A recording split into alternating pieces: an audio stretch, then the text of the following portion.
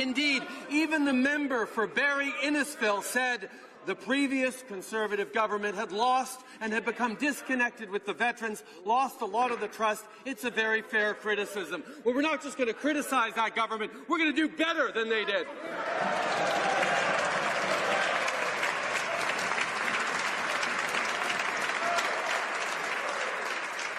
It's only Tuesday, folks. It's only Tuesday. Everybody. It's only Tuesday. The Honourable Leader of the Opposition.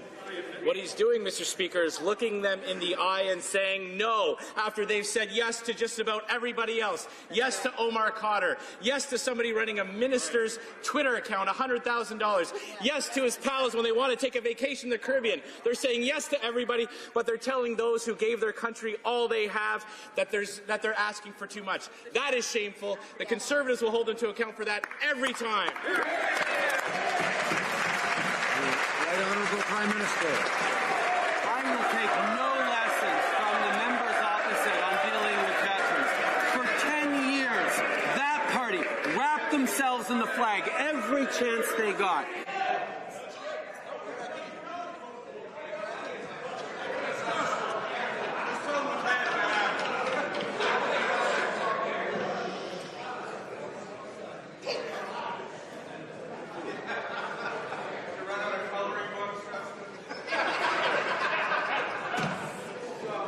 Order. Order. Let's have some adult behaviour in the House, please. The Right Honourable Prime Minister has the floor. For 10 years, the Conservative government cut veterans services, cut frontlines offices, shut down 9 veteran service centres across the country, nickel and dime the veterans while using them for photo ops, wrapping themselves in the flag every chance they get. It was shameful. We have restored respect to veterans. We're investing in benefits. We're reopening closed offices. We're supporting their families. We're doing right what for 10 years they did wrong. Honourable Leader of the Opposition.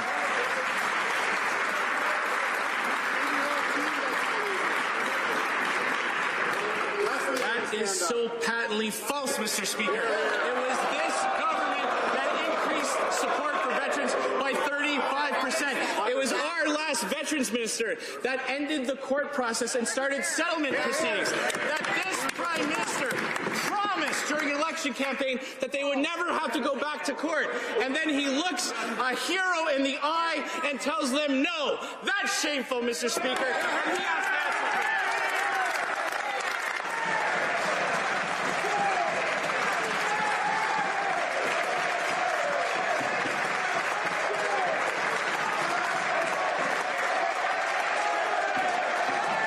Got on a plane to fight for ISIS and watched as our allied soldiers were burned to death in a cage. Yes. These are people who got on a plane to go fight for an organization that sells women and girls into slavery. These are people who left Canada to go and fight for a group of people who push homosexuals off of buildings just for being gay. So can the Prime Minister explain to the House exactly what kind of a program, a reintegration service would look like for the people who commit these kinds of atrocities?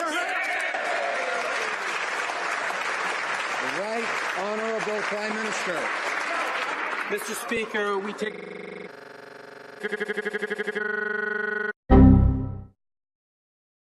very seriously the protection of Canadians and will continue to. We also continue to carefully monitor trends in extremist travel and in our national security agencies work together to ensure our response reflects the current threat environment. I'm sorry, I'm allergic to bullshit. It's this Prime Minister that has changed the process so many times, and it's our men and women in the armed forces who are suffering for it. Hear, hear. Now, in 2012, Australia's Auditor General identified numerous issues with the F-18 Hornets. They will require significant structural upgrades and repairs just to see service in Canada. And it's far more likely that we'll spend billions of dollars just for spare parts. It's not just me who's questioning these decisions. Even the Australians can't understand why we're buying their old planes rather than doing what they're doing, which is buying new planes. So, if the Prime Minister is so keen on buying fixer-uppers, will he come over? Because I've got an old minivan I'd love to show him. The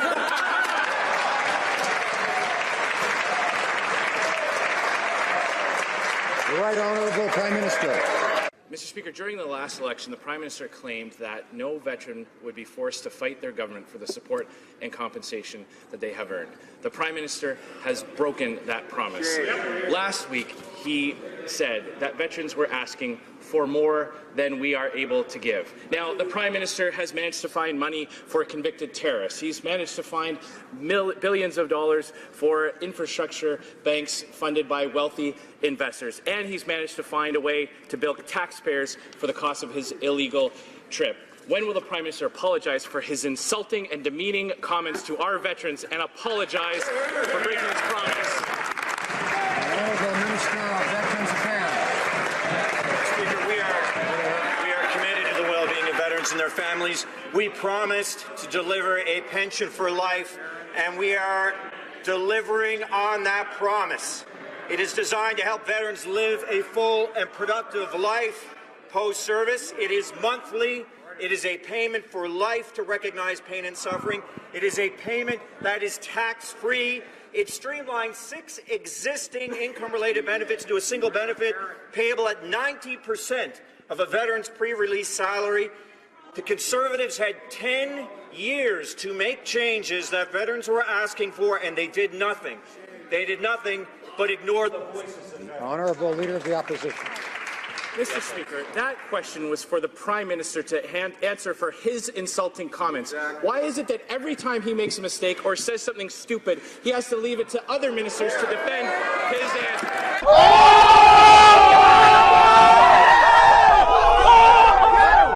The Honourable Leader of the Opposition. Mr. Speaker, yesterday the Prime Minister articulated his sophisticated thoughts on the threats of global terrorism.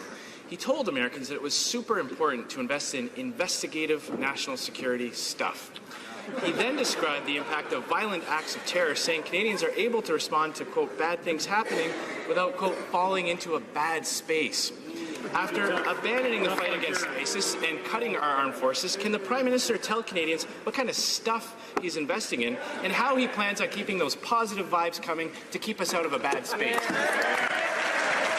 Right Honourable Prime Minister.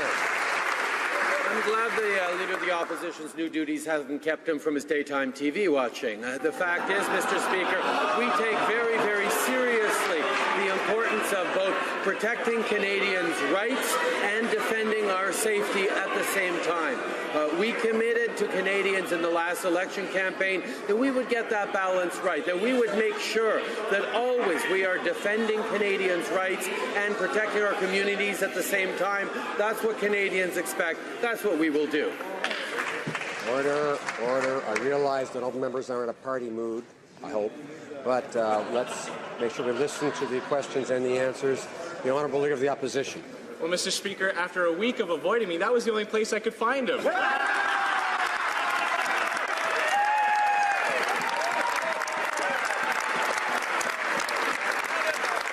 Honourable Leader of the Opposition.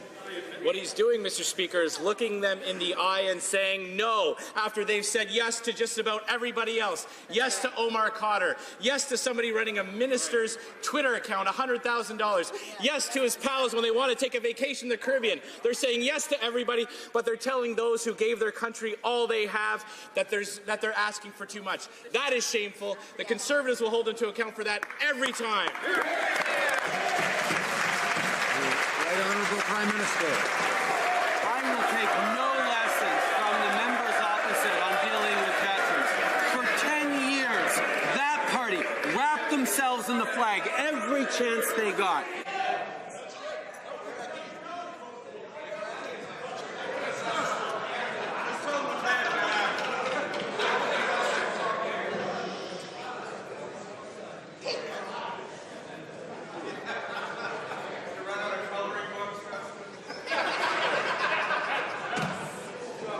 Order.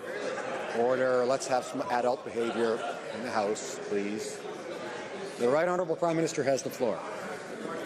For 10 years, the Conservative government cut veteran services, cut front lines offices, shut down 9 veteran service centers across the country, nickel and dime the veterans while using them for photo ops, wrapping themselves in the flag every chance they get. It was shameful. We have restored respect to veterans. We're investing in benefits. We're reopening closed offices. We're supporting their families. We're doing right what for 10 years they did wrong. Honourable Leader of the Opposition.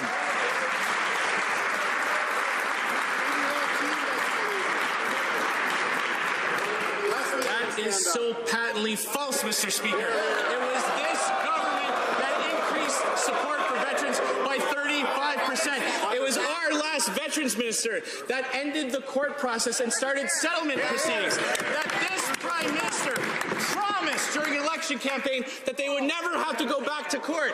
And then he looks a hero in the eye and tells them no. That's shameful, Mr. Speaker. And we have to answer for that.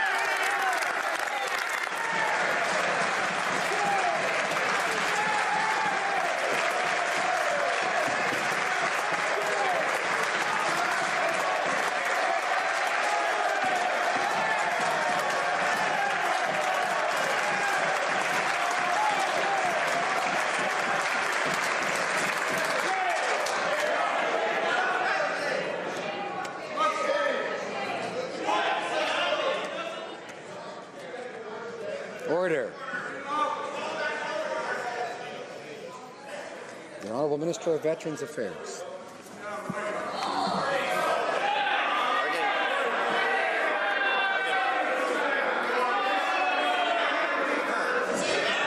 I'm getting the impression some members would like their side to have fewer questions. And that could be arranged. So I would ask members to cooperate and pay attention to the rule against interrupting. The Honourable Minister of Veterans Affairs has the floor. I can tell this House, Mr. Speaker, as a Newfoundlander, I've seen a lot of fog. But the pea-soup fog of amnesia over on that side of the House is so thick. Let me remind that side of the House of their records for our veterans in 10 years. Let me remind them how they balanced their budgets on the backs of our veterans. How they closed offices, how they cut budgets, how they cut frontline staff. Let me tell you, we have developed a pension for life that does right by our veterans.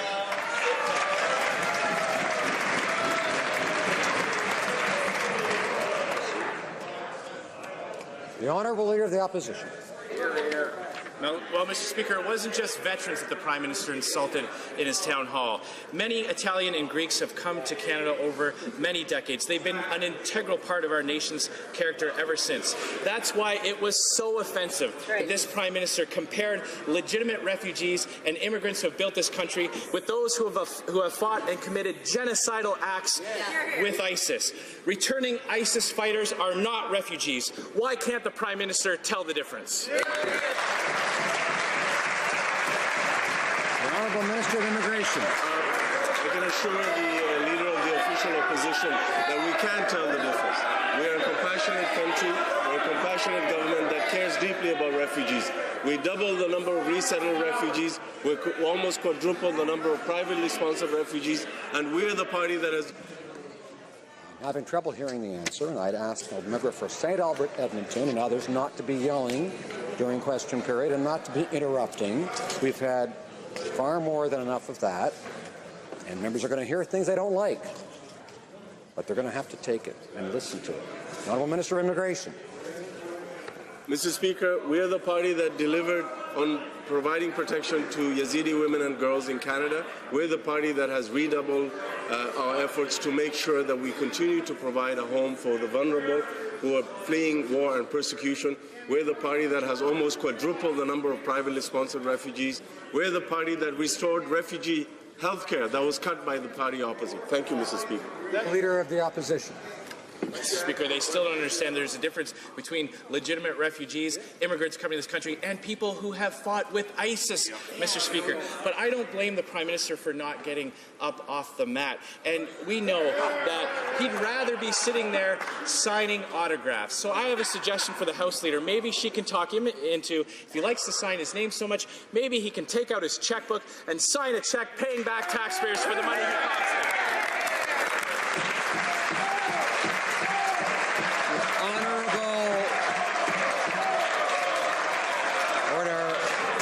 The Honourable Government House Leader. Mr. Speaker, it's an interesting day because today we are debating the opposition's motion. The leader of the official opposition he knows that it's question period, yet we do not hear questions rather than we hear statements from the member. If the member would like to hear a statement, I would like to remind Canadians that when it comes to the Prime Minister, whenever and wherever he travels, there are costs affiliated with his security. We respect the work of our security agencies. We will take their recommendations. Thank you, Mr. Speaker. L'honorable député.